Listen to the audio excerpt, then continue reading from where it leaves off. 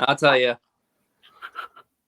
That's a hell of a thing. So no, I was playing around with the redesigned Quincy system. So we have this. Well, I better take it out of the bag so I can actually show it. I've showed it before. So this is an electron emission ring. It has a sharp edge and a smooth contour on the inside. And there is an asymmetry in the angle. As you can see, the bottom side is slightly shorter than the top side. Well, that perfectly conforms to this particular geometry here. And so this is the geometry that the ring is based on.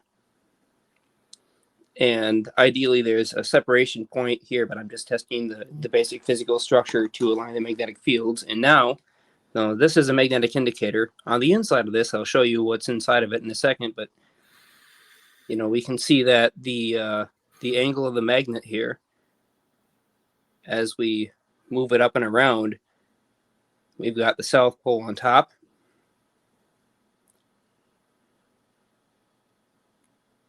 And our north pole on bottom.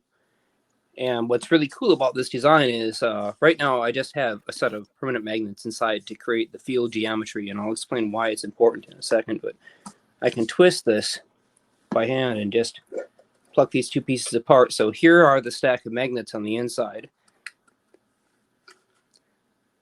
And these clips allow me to open this chassis up and close it. Again, this is another brilliant part designed by Simon based on my crude drawings that I gave him. So the idea is at the exact angle where the magnetic field flux lines are completely orthogonal to the electric field pressure of accelerating electrons being emitted from the edge, that the electrons will end up creating a cyclotron motion around the edge and produce a photonic emission, which will modify the space-time refractive index. So what we're doing here is effectively trying to pump the space-time with a huge amount of very long wavelength photons emitted by Bremsstrahlung radiation. And by doing that, we hope to affect the space-time refractive index, thusly changing the speed of light and allowing us to accumulate localized energy much above what is considered to be the entry-level limits based on conventional mainstream physics.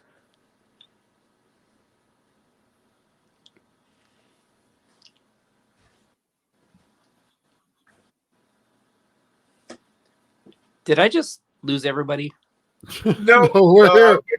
I thought Bernie was going to put everybody back on, and we're all sitting here in the back just looking at you. Oh, man. So basically, you're going to spin it really fast and see what pulls off of it, right? No, actually, it doesn't rotate. So what happens is electrons fly off the edge. They experience the Lorentz force as a result of the magnetic field that is in the center of the craft. The magnetic field is completely orthogonal to the electric field that accelerates the electrons off the edge. So instead of taking a straight path, they'll take the curved path that is produced by the magnetic field. And as a result of taking a curved path, instead of taking a straight path, the amount of time that they take to follow the same straight line that they otherwise, would be following without the magnetic field is called braking radiation, because they're taking a longer period of time, so they radiate off the extra field stress as they rotate around. And this is effectively how photons are produced. It happens interatomically very easily, but in this case, we can produce free photons in the same way that synchrotron radiation works in the open atmospheric environment surrounding the craft. You know how Alexei's seen strange orbs and other weird light? Well, some of that could be Bremsstrahlung radiation. Yeah, I can prove that in my epoxy right now. I have problems. I can't use my big coil because I've captured what seems to look like EVOs that have been growing as I pulse the systems. Very nice. It's nice, but it's a problem. Because when before I put it in epoxy, they weren't being contained. Okay? So they were just going into the environment and at certain frequencies. Well, we can't get into that subject as to what they do. But being in epoxy and being held there stationary be growing. I don't know exactly what the outcome of that would be in hand. So, is it good? Is it bad? Not really sure yet. So hold on. Are you not spinning that thing, Jeremiah? That's right. Okay, and it's stationary, and you're not putting any energy into it. Oh, there's plenty of energy that's going to be put into it. Okay, so The entire outside ring is charged with an extremely high voltage. okay, The high voltage creates the electric field component. The magnetic field component is originally prescribed in John Quincy Sinclair's patent applications as being powered by a very high current electromagnet.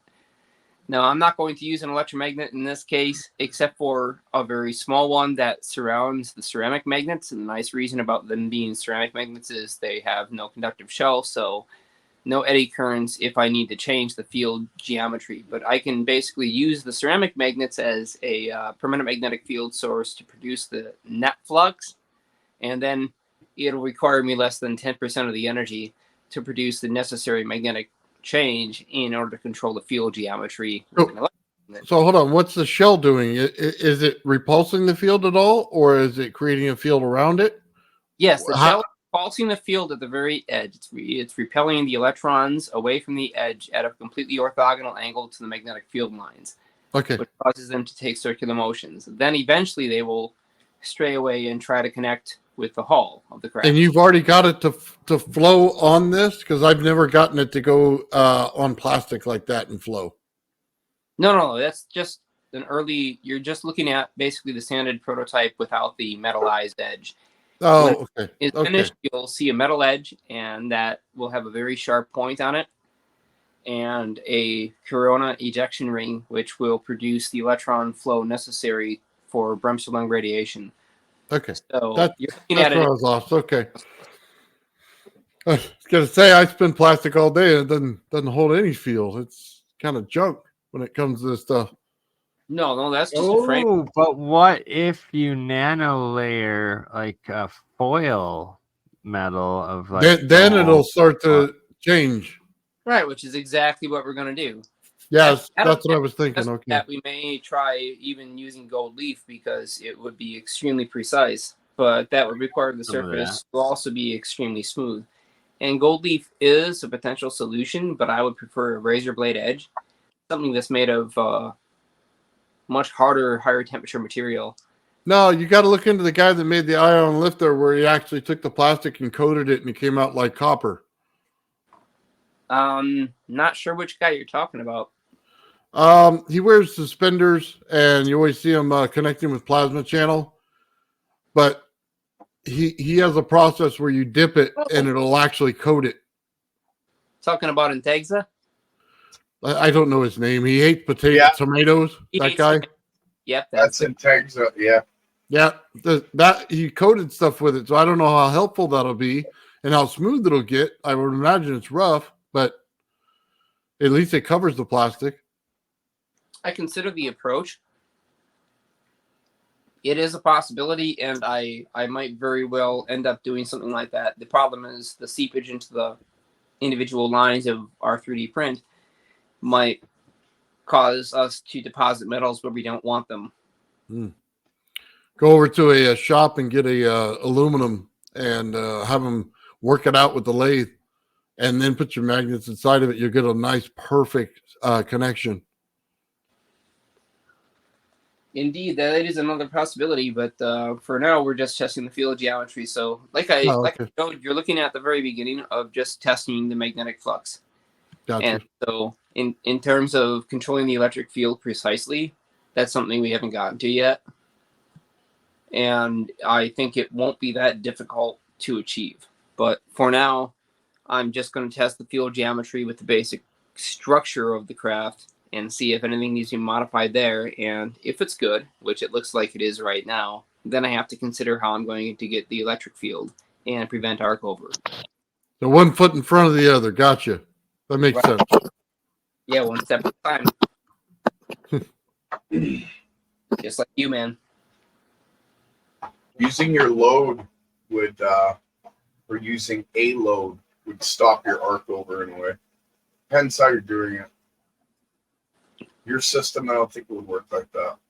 No, it wouldn't, because here we just need pure potential in order to radiate off compared to the net external environmental charge electrons, free electrons that can then cascade and start to circulate. So we want that cyclotron motion in the magnetic field, and for that we do need emission of free electrons. Now, there is another possibility. I could surround the edge with a hot emitter. I could use, for example, little ceramic posts or a ceramic ring and put a thin tungsten filament wire on that and use it as a hot emission source in atmosphere, and that would produce a plentiful amount of electrons at a very low potential. The problem is, in order to produce more brimstone radiation, we want actually a much higher velocity for those electrons. So if I emit them with a hot cathode, they'll have a lower velocity because their emission pressure is much lower. You know, the requirement is much lower thanks to the heat. So if I emit them at room temperature or below, they'll have a very high velocity. And because your Lorentz transform depends on the velocity of a particle versus the magnetic field, the higher the velocity, you're going to get this higher curve. What was that? I do not know, but I heard it. That's so weird. Sorry, I had my mic on. Mike's speaking to the dog. Somebody lost their dog. Oh, okay. Good Samaritan. Mike trying to save a dog. Good on you. So on that field geometry, I'd put a Tesla coil right in the center and spin it, and then open up the center and let the energy flow through it, and watch how cold it gets in the center. Because spinning a Tesla coil is different than putting something on a Tesla coil and spinning it. Okay, let me ask you this then. I was recently inquired about this from a fellow researcher about the idea of spinning Tesla coil secondaries while keeping the primary stationary so that there would be a relative difference in terms of the two reference frames. It was also proposed that you could spin the entire Tesla coil. I've already done that, and nothing happens. But spinning the secondary relative to the primary might produce longitudinal waves. At least that's the theoretical concept. Now, in my model, it shouldn't really do much of anything. It should produce ultra low frequency longitudinal waves, but I don't see the significance of it. Now, maybe there is significance. So I figured out a way to do it. Figured out a way to spin a Tesla coil secondary at almost 2,000 RPMs relative to the primary. Go on, I'm listening. And if that was something that anybody thought was significant enough beyond just the little stream of thought that someone else had about the idea, I might be enticed to put it together and show some video of it operating. It's because you haven't introduced a secondary field to the Tesla coil field that you're not seeing what's going on. Because it'll look like it's doing nothing, but you have to put in a static field or something else in order for the Tesla coil field to move it. See, that's the differences right there. You have to introduce a secondary field. So when I do it on the gravity flyer, so let me remove this off the screen because we're getting a little far before that. I don't even know where that's coming from. Thank you. Can you please remove it? Yeah. So what it is, it was just, okay. What it is when you put the Tesla coil and you attach it to the top and bottom disc and you run it from the top of it all the way down to the bottom of it, you create a field that's able to push out. When you put the center of it in static electricity, basically what it'll do is it'll create the static electricity that forms right around the bubble that the Tesla coil is building. Then the rotational speed will push it out. You can also amplify it by the amount of power you put in your Tesla coil. I generally run the same amount of power in the Tesla coil, but the amount of speed will push it out, bring it in, push it out, bring it in, depending on how fast you run it. And you'll be able to create a field line that'll show up when you put a light bulb next to it, and you'll be able to see when they're starting to interact very much together and cross, and then when they're far apart. And you'll be able to put the distance of your field in that. So that's where the magic starts to happen right there, is you have to be able to take one field and push the other. And if you don't introduce the secondary field, you won't be able to push it because there's nothing there to push. It'll just react like a standard Tesla coil. The difference between a standard Tesla coil in static form, where it doesn't move, is the amount that it can force in and out. Like it'll do it in that way, but then it'll have tons of leakage, and that's not what you want. It's not thick enough. So you have to rotate it to get it thick enough in order for it to move the secondary field so that it creates the right movement.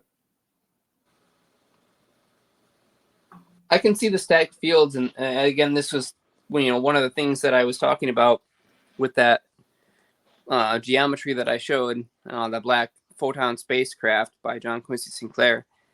You've got to have them completely aligned, and the fields have to be balanced out.